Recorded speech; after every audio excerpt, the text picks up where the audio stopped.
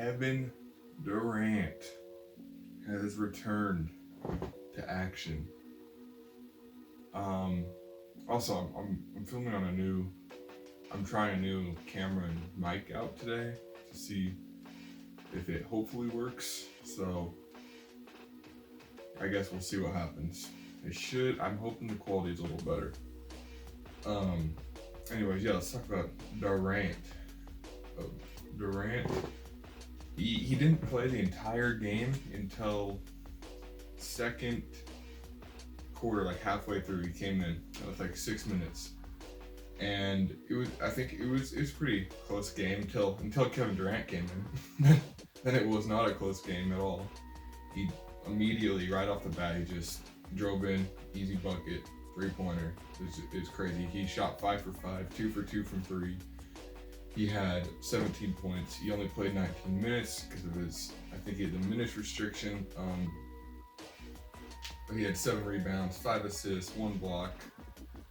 You know, Kevin Durant is back. James Harden is out now though with the same injury, I think, a hamstring strain. But yeah, it was fun to watch. It really was. Him and Kyrie and Aldridge kind of carried the way. Aldridge had 22. Kyrie had 24. The Pelicans they shot horribly. They didn't have Brandon Ingram or Josh Hart, arguably their best offensive player. Neck and neck with Zion, my bad. And also Josh Hart defensively, sorry. Yeah. The Pelicans, they shot, get this, 22% from 3, 42% overall. Eric Bledsoe led the way with 26 points. It was a blowout by the third quarter.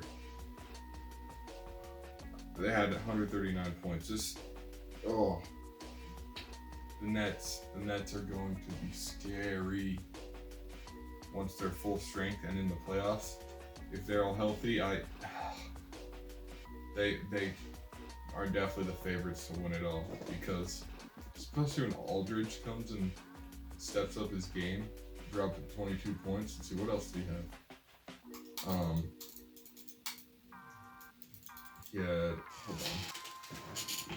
He had 22 points, and he only had 3 rebounds, 2 assists, 2 blocks, but still 22 points. That's a nice contribution. Yeah, so that's it for the Nets game. Not much to talk about besides KD's return, just because it was a blowout, and I don't know what else to say. So let's go to the Knicks and Celtics. RJ, 29. I love the way RJ's been playing since the All-Star break. He's been probably averaging over 20. I'm not completely sure, but most games I'm pretty sure he's dropped 20 plus. Julius had a kind of a rough game. 9 for 13 overall. He still had 22 points. Now I see a lot of Knicks fans saying the Knicks should trade Julius and stuff, but I'm a Knicks fan, so I don't know about that though, because they're saying he's ball hogging and all that, but I just don't know if I agree with that, because why would we trade away our all-star caliber player for the future? We've been building for the future for like almost a decade. Okay, I'm done building for the future, and it never works out, dude. And Julius Randle's only 26, okay? He's the only reason we're even in the playoffs right now, in position to make the playoffs. Without him, I think we would be like a 10 seed. So yeah, I don't think, if a Knicks fan says that, I don't think they're real Knicks fans, because why would you want to wait to rebuild more after all this time we've already waited? I'm done. We're done. No. We got to. I want to see the team in the playoffs. I don't even care if we get bounced out first round. Make the playoffs, please. Yeah, I guess let me talk about the Celtics now. Marcus Smart struggled shooting all game until the last three, back-to-back threes actually. Dagger. It hurt. We've lost five of our last six, I think. Pretty positive it's 5 of the last 6. Yeah, it's bad. It's bad. Tatum at 25, Jaylen Brown 32. I just hope we can make the playoffs, man. That's all I want. That's all I want. The Rockets beat the Mavs. I didn't really watch it though, but it was still a shocking thing to see. John Wall dropped 31. I really like John Wall. He needs to be freed out of Houston, but his contract is just so big, and he's getting older. So I don't know how many teams want to trade for him. I guess we'll see when this offseason rolls around though. Hopefully he can get to a contender and win a ring. The Lakers, he'd be a great fit for the Lakers. Although I don't want to see any more teams get more stacked, because the beginning of the season I was hyped because every team had like their big two. The Lakers, the Nets, the Suns, all these teams had their big two, but now it's like big 15. Yeah, so let's go to the Jazz and Suns. This is the last game I watched. Trying to decide. I guess we'll talk about Donovan Mitchell first. 41 points, carrying the Jazz on his back. Yeah, I think as good as the Jazz are, I think they're one piece away from being contenders. They need if they can get someone to fill out, like, take over where Royce O'Neal is starting. Royce O'Neal is still a great player. Have him come off the bench, he'll be a great player off the bench. But if they can get a solid, let's see, what do they have him at? They have him at power forward in their starting lineup. Sorry, my chair is so squeaky, I know.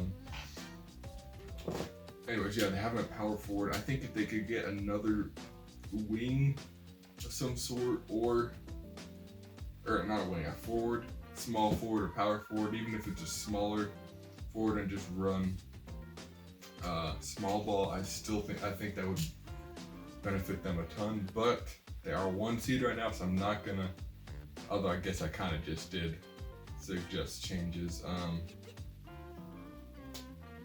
My bad. Yeah, so I will talk about that after the playoffs and see if they can prove me wrong. Now the Suns. Chris Paul torches the Jazz every time he plays them. Every time. He's so clutch at the end. So is Booker. But it was such a fun game to watch too, because Mitchell and Booker were just going back and forth at each other the entire way down the stretch. It was so cool to watch. Booker ended with 35. Chris Paul with 29. Did I already say he had 29? I don't know. Hopefully not. Booker wasn't the most efficient. He was 0 for 6 from 3, 13 for 31, but he did have 31 points. But Chris Paul, he is built different. He really is. He's a different breed. You see him on the sideline with his Chris's Secret Stuff water bottle, and it's working for him. It's working. The Jazz also shot horribly from 3. Shot 25%. I think if they would have shot a little bit better, they would have won that game, especially Mike Conley. He had a bad game. Let's see, what did he shoot? He shot 5 for 16, 1 for 7 from 3. Well, he did hit a clutch 3 at the end, but I think if he would have played better, they might have been able to win that game, because it was kind of Donovan Mitchell versus the world out there. Even Bogdanovich, their second leading scorer, was 21 for 8 from 3. Donovan just needed a little bit more help. He could not do it all against Chris Paul. Anyways, like, subscribe. I'll be back tomorrow, I think. If not tomorrow, the next day.